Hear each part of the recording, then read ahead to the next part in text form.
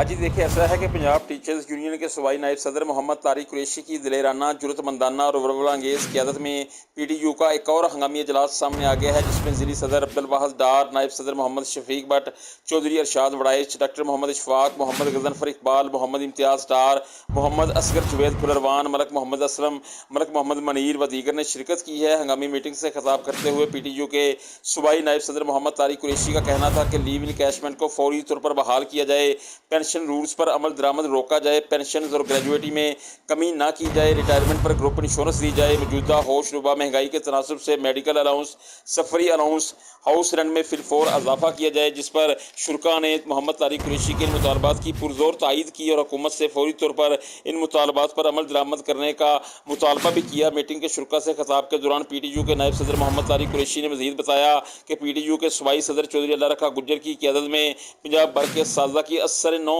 تنظیم سازی کی جا رہی ہے، جس کے لیے بندہ ناچیز کو خصوصی ٹاسک سونپ دیا گیا ہے، جس پر باقاعدہ طور پر عملی کام کا آغاز بھی کر دیا گیا ہے اور اساتذہ کی تنظیم سازی کے بعد ایک بار پھر پوری قوت اور اتحاد سے موجودہ حکومت سے اساتذہ کے خلاف بننے والی ظالمانہ پالیسیز کا خاتمہ کروائیں گے اور اپنے قائد چودھری اللہ رکھا گجر کی اس سے وابستہ توقعات پر پورا اتریں گے۔